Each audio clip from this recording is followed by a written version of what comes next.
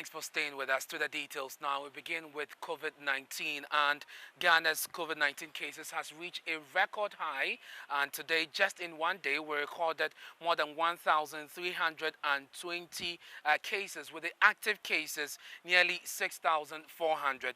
Ghana has officially entered the fourth wave of the pandemic. Now, not many are in hospitals, though, with generally mild symptoms. However, there's been a consistent death recorded over the past few weeks, with 16 persons succumbing to the disease. Health experts believe the situation could worsen if the protocols are not adhered to strictly in the coming days. Health systems analyst Nana Kofi Kwache is urging government to enforce the protocol strictly until a significant proportion of the population are vaccinated.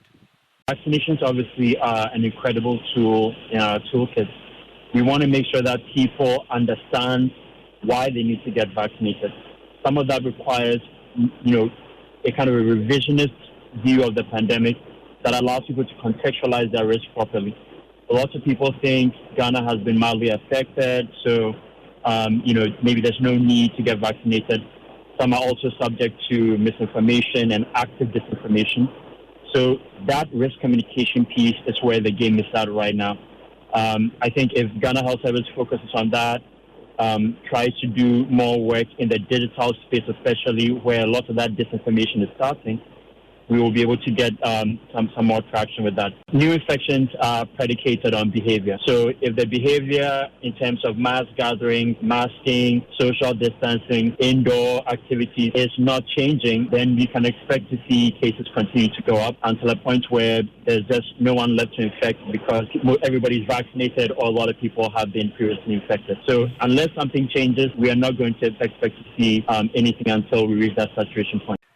In a related development, the Greater Accra Coalition of Beach Operators is asking the regional minister to rescind the directive to shut down all beaches indefinitely in the face of the rise in cases of COVID-19. In a statement, the coalition says it is disappointed in government's directive as they have invested heavily in beach activities for this festive season to mitigate the losses during the pandemic. The call by the coalition comes after the directive issued by the Greater Accra Regional Minister last Friday for all beaches in the region to be closed as a way of controlling the increased number of COVID-19 cases in the region. As of last week, the national capital was recording cases in the hundreds. With immediate effect, all beaches and the Greater Accra region should be closed before and during the Christmas and New Year festivities. But following the announcement, some vendors at the various beaches that Joy News spoke to were incensed with the decision. They say it is unfair and would adversely affect their businesses. People have gone for loans. People are feeding their children. Students are going to school. But what is it? You have to keep people. We are all Ghanaians. So Tamale is performing. There's an event going on at stadium. And they were advised to cover their loss. There is an event going on. Starboy is performing tonight in Ghana. We all stay in one Ghana. I don't know if maybe the regional minister could reverse his decision, but this kind of thinking should go into it. At least consider us, because we are also workers here. Look, people at bars are open. We have bars and restaurants here, but because they claim we are from the beach, so we should shut down. It's not fair. Investment that we've done are all going down. We can see it going down, and the government is doing nothing about it. They should have consulted us, sit down with us, find out what we have done, and find out what they can do to support. Meanwhile, the Greater Accra Coalition of Beach Operators is asking the minister to rescind the decision. It, however, proposes the continuous operation of the beaches with strict enforcement of the COVID-19 protocols. Dr. Albert Teteboche is secretary of the coalition. The beaches have put in place measures to lower the COVID rate, knowing very well there will be a gathering of people. These measures include on-site vaccination, a fully enforced no mask, no entry policy, and all other COVID prevention protocols that we have been observing till date. This is why some beaches activities have been validated by the Ghana Health Service, the Tourism Authority, under the auspices of the Year of Return, and at a meeting on the 22nd of December 2021 between Dr. Insian Asari, the President's Advisor on Health, and Mr. Ajiman, the CEO of Ghana Tourism Authority. The coalition also questioned why government would close the beaches and not airports if the new variant Omicron is being spread by travelers coming into Ghana, as is being suggested by some. The coalition is disappointed because our events are open air and our spaces big enough to ensure adequate spacing to allow the needed 2-meter intervals needed. The coalition wonders why the new variant Omicron is an import. Why is it the beaches rather than the airports that have been closed? Mausi Numan's report for Joy News.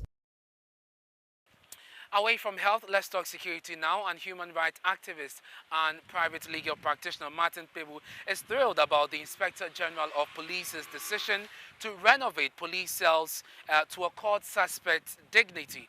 Mr. Pebu says the IGP's decision is a breath of hope after attempts by himself and other lawyers at the Supreme Court did not see the light of day.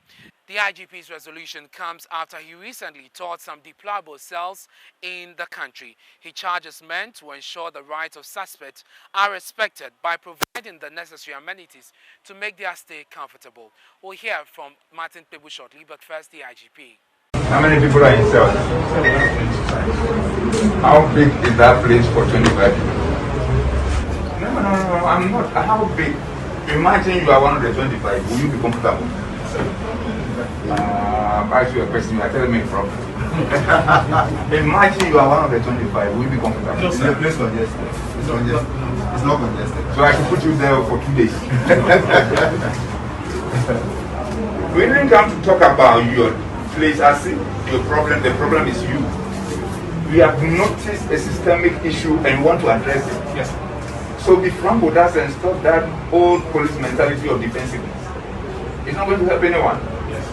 We can't put 25 people in that space. Yes. And at times they get to 30, at times they get to 40. Yes.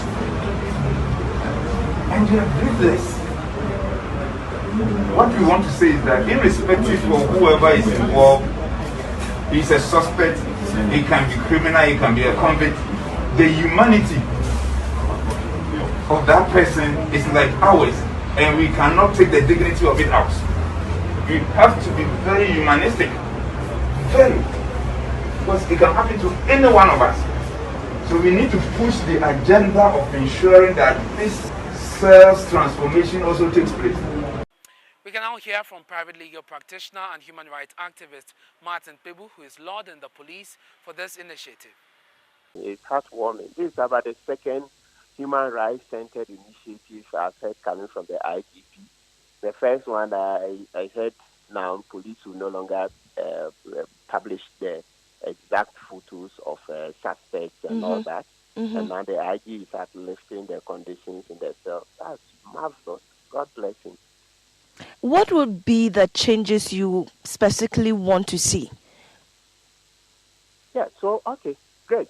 Number one, the space. You see, when people are in custody, they are guaranteed some minimum space, okay, per person. So they will tell you that they should have 3 meters, okay, square for those who are convicts, and then 4 meters square for those who are on remand, okay. Yeah, so if IT can meet those standards, that would be excellent. That's number one, the space.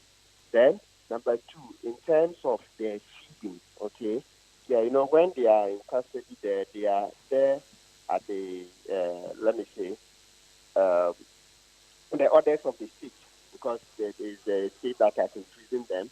So the feeding should be good. Yes, I know people outside are said by even those who are outside don't have, you know, food insecurity and all that. Yes, but once you incarcerate a person and he can no longer fend for himself, it's your responsibility. So the feeding too should be improved. Okay, then access to health. Access to health usually is not the best. They manage. So if we get some improvements in these, that would be great. So space, feeding, health, very, very, very crucial. To some stories that will bring smiles on your faces, and families of over 40 children in the Upper West region are beaming with smiles and excitement with the hope of a brighter future for their children after surgeries were conducted on them by a team of pediatric surgeons as a way of giving back to the society and also celebrating Christmas. The non-governmental organization Hope for Lives, led by its founder Dr. Mame Techua Butwe, conducted a free medical outreach at the Upper West Regional Hospital on cases that could have cost the parents several thousands of Ghana cedis. Joy News' Upper West correspondent Albert Sori has the rest of the story. Abound in the Upper West region are numerous health conditions of children that requires the attention of a pediatric surgeon. Some of the cases may start as minor and not life-threatening, but with time, it developed into a major case that requires the attention of a pediatric surgeon. In a region where medical doctors at health facilities are few, let alone talking about specialists, families of these children watch in pain as their children grapple with a medical condition till death. Resident pediatric surgeon Dr. Kukubuachi Yodom, then a young medical doctor posted to the region, saw the sea of cases that were brought to the municipal hospital who they were not properly clothed to do, thereby motivating him to do the course. Mind you, the whole of the northern belt of the country has no pediatric surgeon.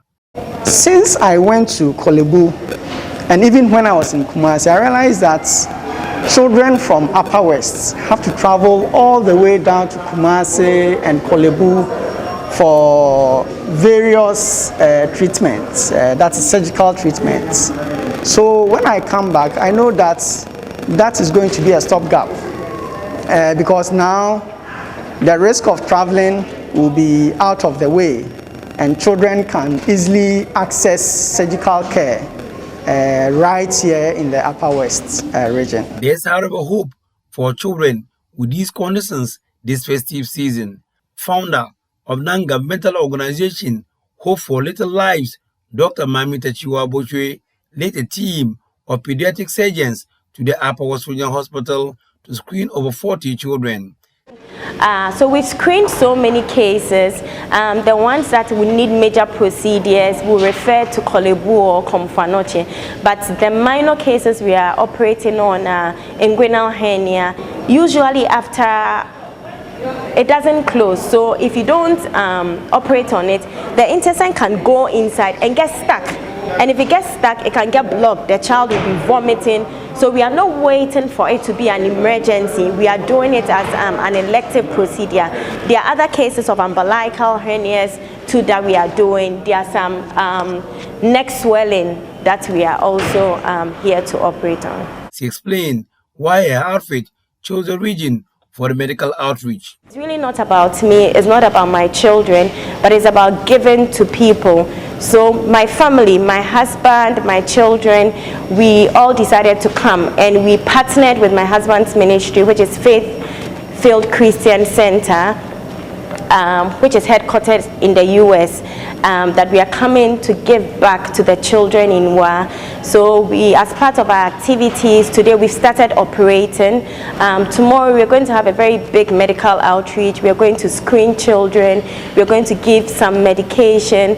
We're going to have a Christmas party where children will have a feel of Christmas. They're going to eat jollof, they're going to drink, and then they're going to be merry.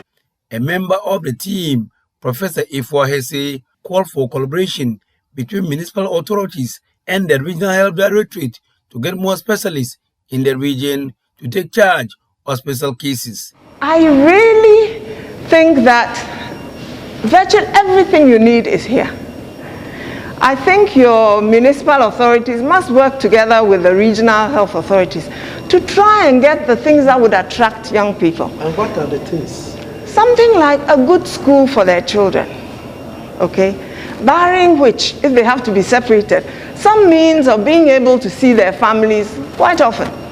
Things that will enable them to be settled in their mind when they are working.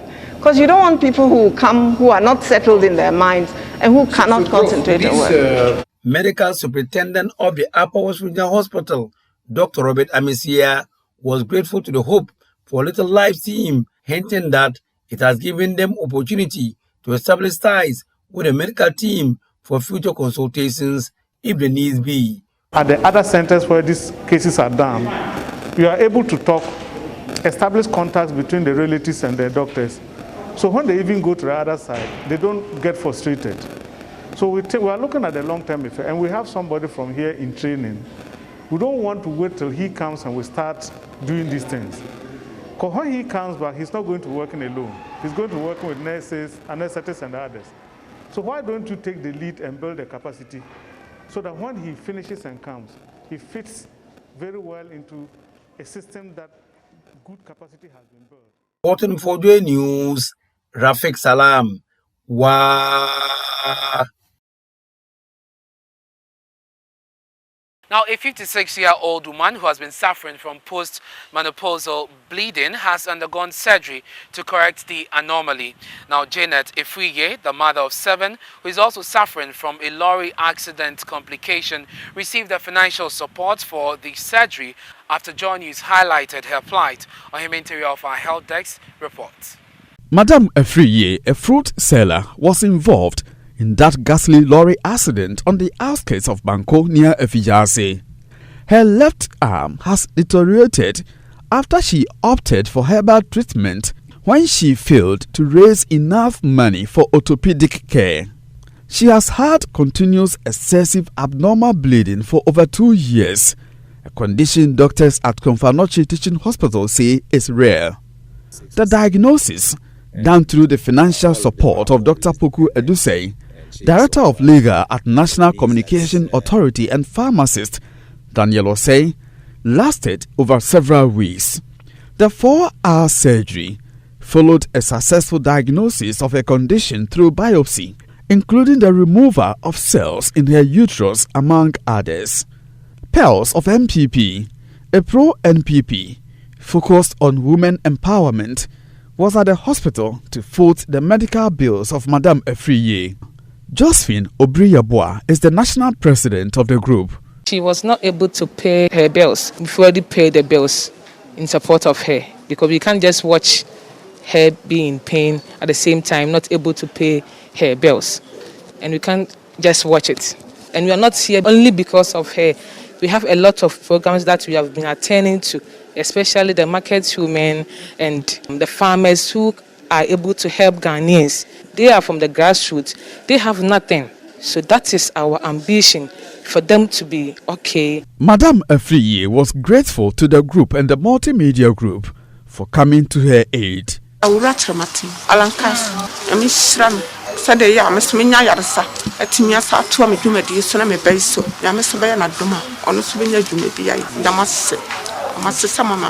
Meanwhile, Madame Efriye is scheduled for another surgery to correct her arm deformities. From Kumasi, for Joy News, Ohimenteri reporting. You're watching Joy News Prime. We're coming to you live from the Fanofa Street here at Kukumlemle in Accra. We're taking a short break. When we return, we'll bring you highlights of this year's Joy FM Fright All Family Party in the Park. Stay with us.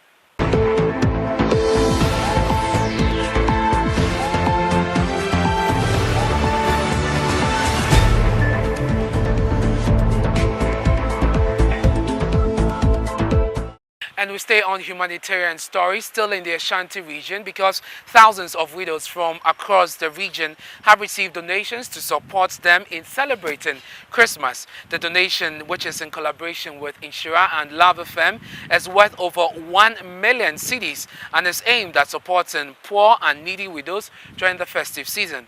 There's more in the following report. The Christmas donation exercise commenced in 2019 with 350 people receiving donations in both cash and kind. A widow and a mother of 4, Abna Kwedu, is among the many that benefited from this year's edition.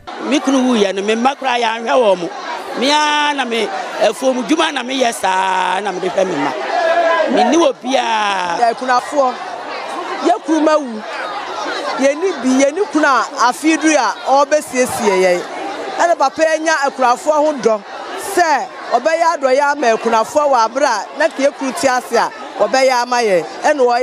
The items, including bags of rice, oil, GTP cloth, and other cooking items, were provided by businessman and philanthropist Emmanuel Abwaje. As we are aware, we are in the festive season, and we decided that our parents are widows, not through their faults, who don't have their husbands and wives around. We decided to give out to them for them to be part of this festive season. And you know, because of the COVID, there's been a lot of shocks around the whole world, and Ghana is no exception. So we decided to help out so that they can also be part of this festive season. He explained his past experience as a son of a widow motivated him to give back to the vulnerable. I've been in their shoes before because my mom was once a widow. So for you to be part of them, you have to feel their shoes before you can feel what they are feeling, the pain that they are going through. You know, mothers, they take care of the family. Some of the fathers, they don't sometimes care about what the family goes through, but you know, our mothers go through a lot. So we decided to do it for widows. Mr. Abwaje explained the gesture will be replicated in the northern sector of the country next year. We are trying to move to the north next year, so next year we'll do it two forms. So we'll do the southern part in Ashanti, then we'll go to the north to do some for the people, our families in the north as well.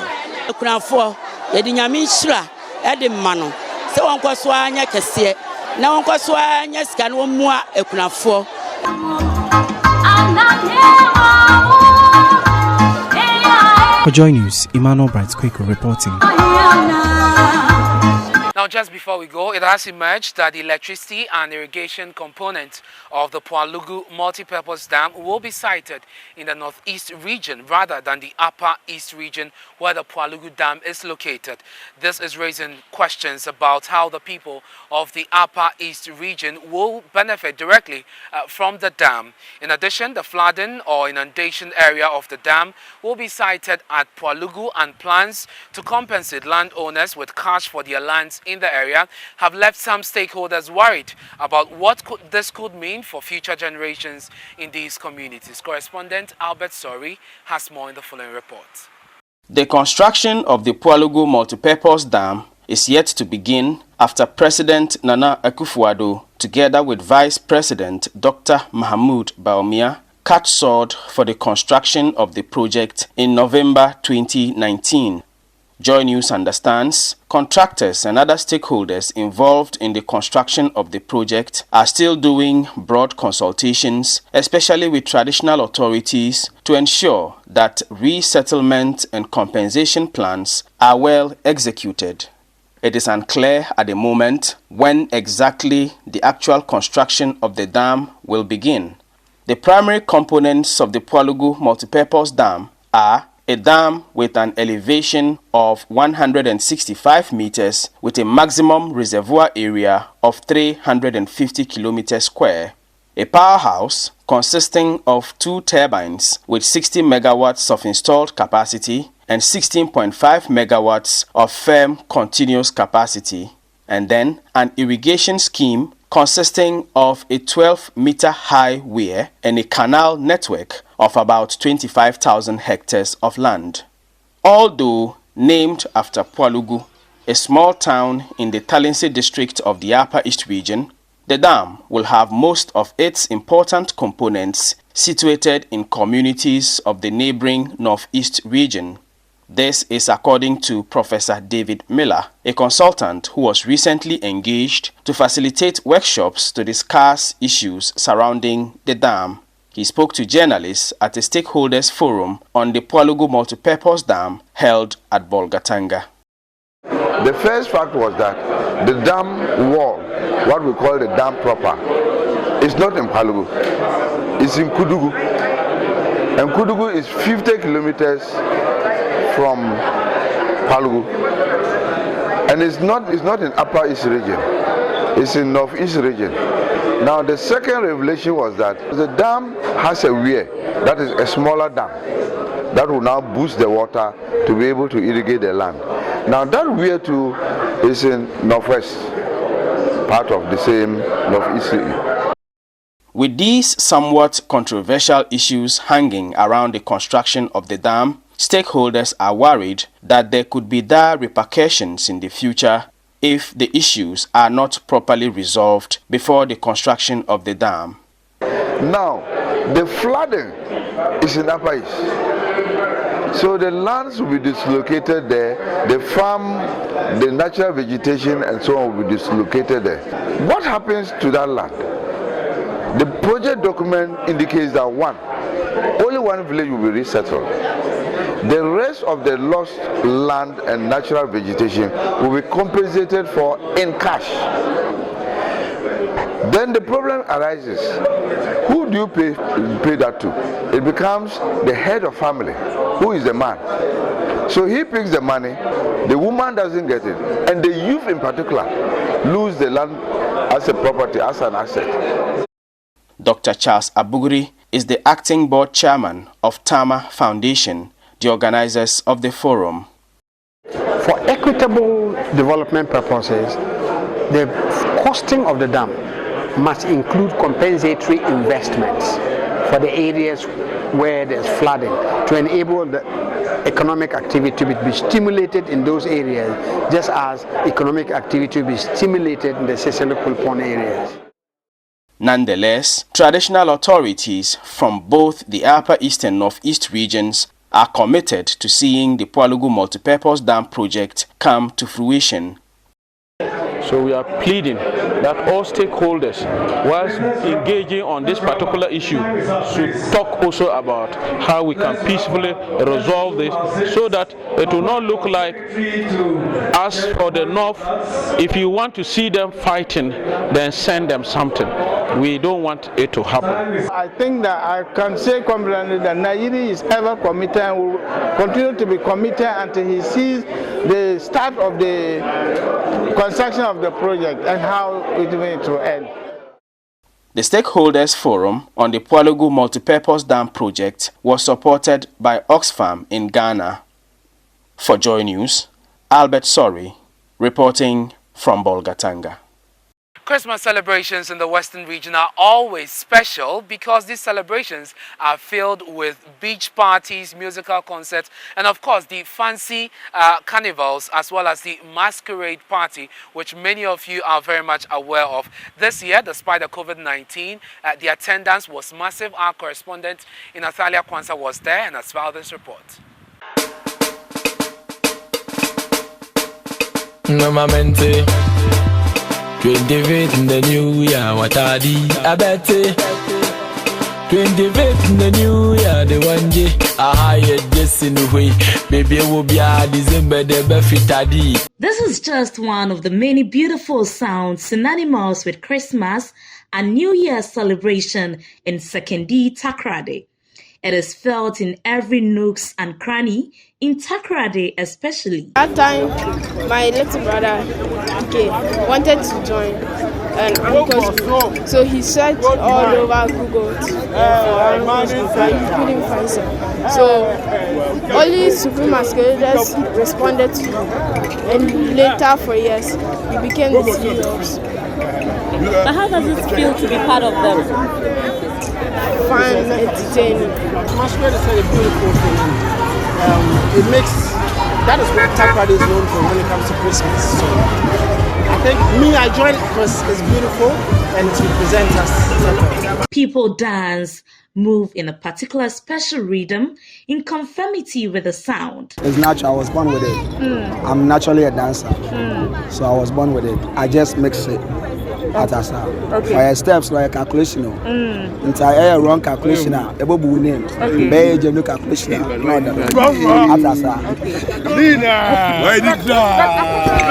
The competition is getting keen. You see, the competition is getting keen. Now we see people in Tama also coming out with masquerade. Central region also doing everywhere, the same. I've seen people from South Pond. Yeah. How will the Western region maintain their bragging rights?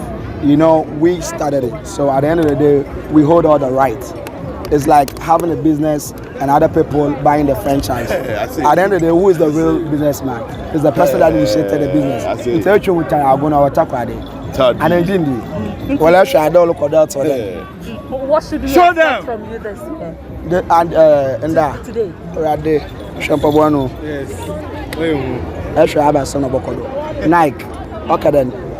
You can do it. They are usually dressed in a particular sewn uniforms and faces covered, hands covered with white gloves with very flat white canvas and white socks to match with a bodier. You can call them masquerades, but we prefer fancy dress, and for those enlightened, anchors for the street ladders.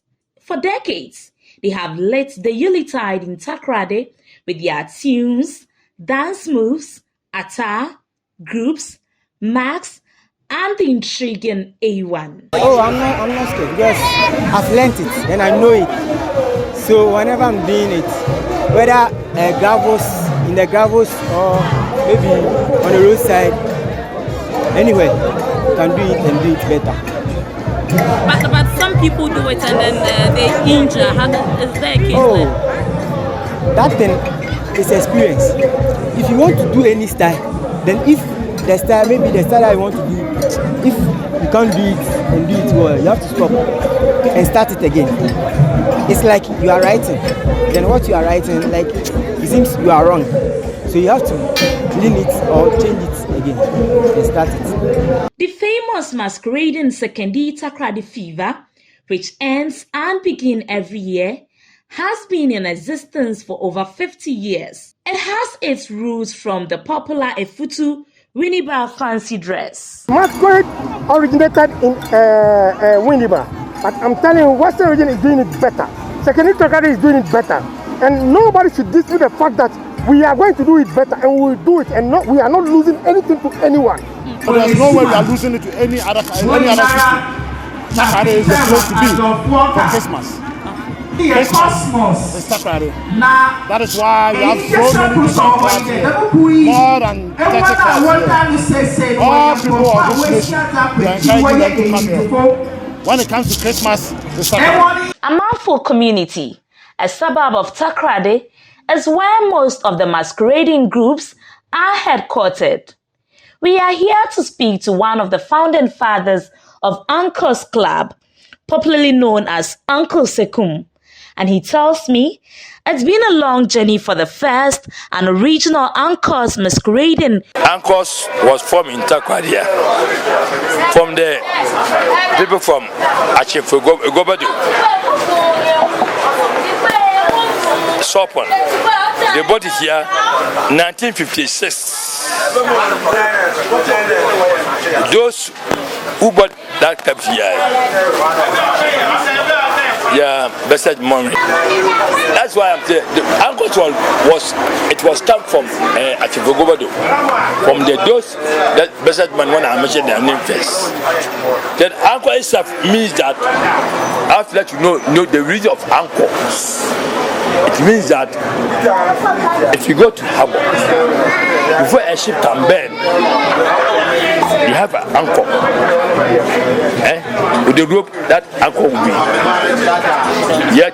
So that anchor that goes down, that's how they know anchors. After the birth of holy cities, several other groups such as Tumus, Senato, Crunch, Millionaires, Cosmos, New York City, and Latter-day Saints US, Oshawakumim, and several other groups have emerged mostly from anchors. Some communities also decided to keep their youth, hence forming their own clubs. The masquerade groups march from the various convergent points, exhibiting their unique dancing skills as they march along.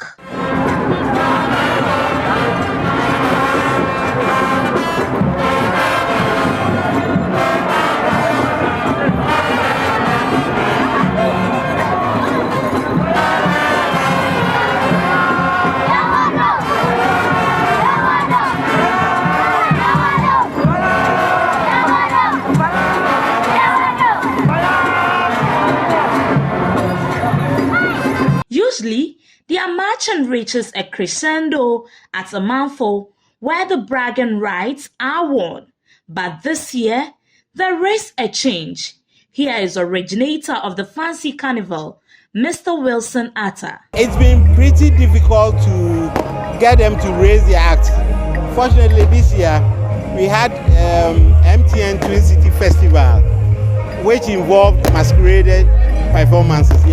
So we were able to upgrade their performances, and we made sure that what they did there, they are going to do it here. That's why we moved to a bigger space. Now you realize that they stop at a point so that they have wide area to perform, and we are giving them a little bit more time to perform, and that's the magic. From Oaks to Tumus, Sanato to Panya, Oshawakumim to the very Elicit Supreme, they all dazzle their impressive dancing skills while making time to give a brief information about the design of the address for the year and its symbolism. It's amazing that every group has got their addresses all sold out. People are from all over the place, from Kumasi, Accra, Tema, all over the place are here. So there's no way Tema can upset Accra. It will never happen. We will not allow it to happen. It will never happen. Just like Easter is for Ko, Christmas is for Tag. So you still keep the bragging rights? We have it. It's not a matter of keeping it. They haven't come anywhere near it. The fun and excitement is all centered, especially on the bandsmen, who are to provide solid brass band music and tunes to the members and public. They are supposed to do rendition of every hit song for the particular season.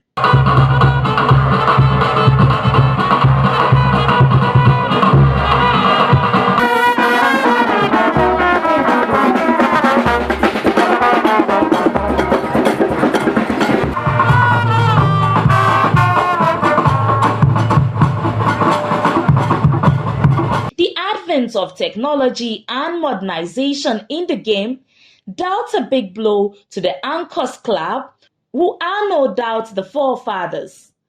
Back at Uncle Sekum's residence, he insists that they are still in the game, though he admits they have been down, but they are up and especially becoming a force to reckon with, which got them the Tanjal, Pinyin Zipinyin, Anchors, Extra O. That time, Joshua that street was not untied. That's why when we said our meeting, we said that with those what was him at that time, a woman can never enter that tree unless you are a man. One of the days, that's why we use that name. Those what was him. There is always the perception that masquerading is the preserve of truants and miscreants in the society. I am a management consultant. And there are people who are teachers, there are lawyers. The Honorable Regional Minister has been doing this for several years. So it is not for illiterates. It is not for the downtrodden. It is for everybody in Sekendi Takrady. Oh yes, baby remove Mpwa until the 25th and New Year Watadi. The Western Regional Minister Kobina Ochrida Komensa can sit quietly. But can the Western region maintain the patent right to Fancy Carnival now that Tema and Cape Coast are doing same? You know that this is the original minister. What's your pass and tell that? matter who want to challenge us. We have the original dance. Thank you. We have the original music, and we have the original brass band for this program. It's Chinese. Like he said, other people are doing it and sharing drinks. That is wedding.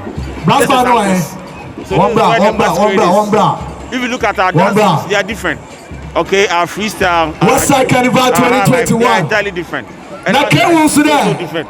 See them all the other people are trying to copy us. Because but there's going to be a DJ contest. Okay, this is the and the kids and oldies join in the dance.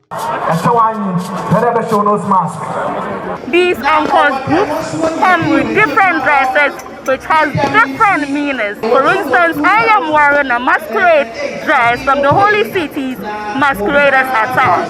And the name is Pwalugu. When you look at the designs of the dress, it has many meanings. Reporting for Joy News, I am Natalia Panza, Sekendi Takrady.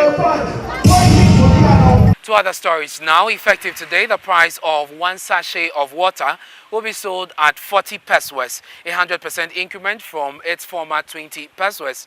This according to the National Association of Sachet and Packaged Water Producers, which says this increment has been necessitated by the rising cost of production.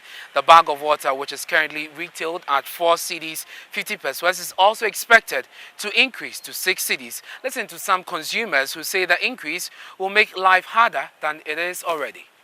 No Ukrainian bottle water and the Oma to tune. Pure tiny they stand still, send a ton 20 nas, honey a ton. But bottle water no muton 1 CD na yen munisiano, 1 CD 20 pesos. Met me at your baby says, yeah, Oka 1 CD 20 pesos, Achimota Forest. Copim Hacho 1 CD 20 pesos. Station has a bimut on 1 CD. 20 pesos, be put on 1 CD. So I know they're hard. Meme Frank, I mean, I'm more than Ukrainian, they be a the suburban government and so on. Why? Because at the end of the day, say, almost ready budget, almost my control prices. In Tiamagana, will be a ton out there, send your OPBA. Maybe in a toy, bottle water and a toy, and no go on the call 1.5, but 1 CD. As a maybe I saw. Assassin heading by a query because heading I will be a beton is in the Yancy beton is in the Sana de Nagoe. Price none is saying you maintain a pure 40 almost 40 pesos. Almost 40 pesos and about water I'm going to call 1 city 50 pesos. The wish ye. Oko can't win yourself. The team never could be a team at home. No baby on Vianco. Yen see a pena yena. The teams are. Let's bring you some more stories here on Joy News Prime. The Tamale Industrial Area Road that caused several accidents this year, including the death of 1 person, has been fixed. The stretch from the industrial area to the Nyohini roundabout has deteriorated, forcing commuters who use the road to launch a campaign to get the road fixed. There's more in the following report. Speaking to the media, the Northern Regional Minister, Alhaji Shani Alhassan Shaibu, who facilitated the execution of the work, said the Lamashegu Industrial Area Road was a major road that had to be fixed. With the commencement of work on the interchange, there was no other routes that could have been used to cross the Sahel regions. So we needed to have that road fixed. And there is a stream that also runs across there. So when there's a heavy downpour, the amount of water that flows across the road there was always enormous, rendering that road impassable. So there was a need for us to make sure that that road was well fixed for commuting to be made easier. And that is exactly what we did, even though it came with a lot of inconveniences. I thank God that it's now been fixed and traffic is flowing on it easily now. In fact, in Tamale, the total number of roads that a kilometer that will be sealed is about 100 kilometers within the metropolis. The first phase, I've seen us doing 40. I'm not sure they have completed yet, even though next year would also come with its own package. Some residents express satisfaction at the work done. We are here to appreciate what government has done, or the authorities, because the way the road was, frankly, it was very, very bad in shape. And it was causing accidents and a lot of things. So and now that it has been repaired, it's now easy for the cars to move. And all the passengers and everybody is now enjoying how the road is. And now business on the roadside has also commenced. Road was so dirty. And then government should come to our aid and then help us with this road. It was so bad. And now we thank God. Government have helped a lot to make our road for us. he said 100-kilometer roads will be sealed in the Tamale metropolis. On the interchange, the minister said it is expected to be open to traffic in March next year. You know, we all knew Zenith Bank was sitting right in the middle of where the interchange was supposed to pass. The relocation of Zenith Bank and other auxiliary services that were there became a challenge. It took time for Zenith Bank to relocate, and even there were some cables that these telecommunications cables and other things which were also buried under that place. The Northern Regional Minister said the region fared well in terms of security, health and education. On the part of security, I think we all know that the region, had a lot of improvement in security, even though security challenges would always be there. But I think that we did well. We didn't have a lot of security challenges, apart from the few armed robbery cases that were reported. You can see that from the northern region here, we have so many students who are qualified to do medicine, and it's a problem. A couple of A's, B's, and very good results have come in. And I just want to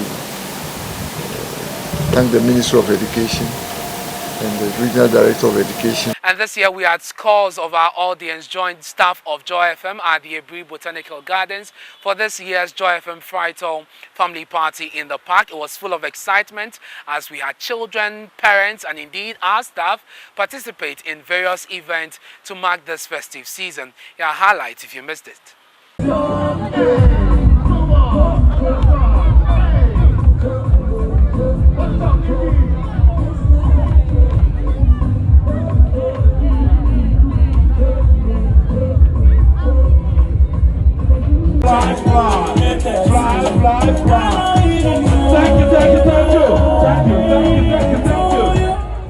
Okay.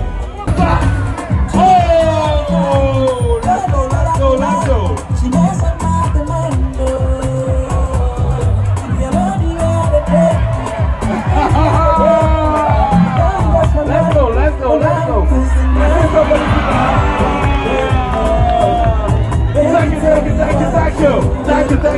Thank you. Okay.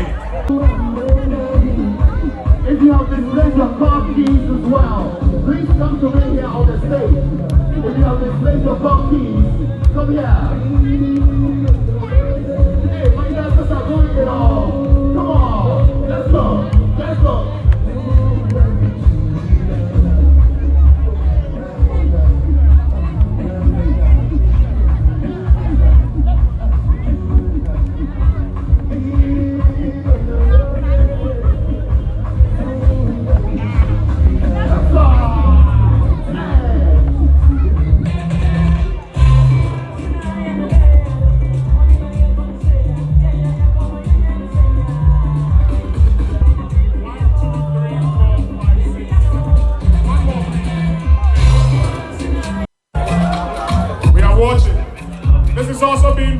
Live on Joy 99.7 FM, your super station, Station 47 listeners. We are live here at the Ebri Botanical Gardens. It's the Joy FM Friday Family Party in the park. We're having loads of fun. If you already have your ticket, please make your way here to the Ebri Botanical Gardens. Join us. Currently ongoing is the lime and spoon race. Before this one, we have the musical chairs. After this, we're having the musical chairs. One of the competitors just dropped her line. This is live commentary. I see one of them is tired. They are moving. Oh yes, the woman with the Christmas hat. She's doing a... Oh, one of the person just lost. Too bad. The younger girls are really proving their worth. Can they compete with our mother? Oh, can they do that? Okay, time up before they gave them off.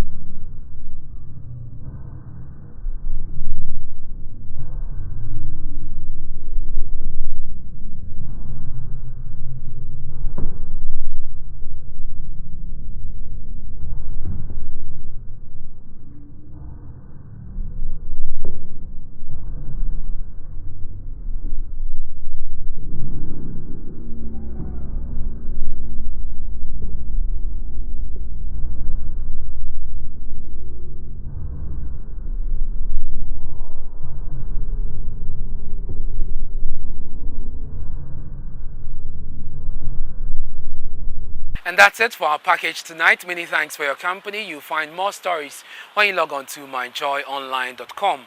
I'm Ernest Minu. Merry Christmas.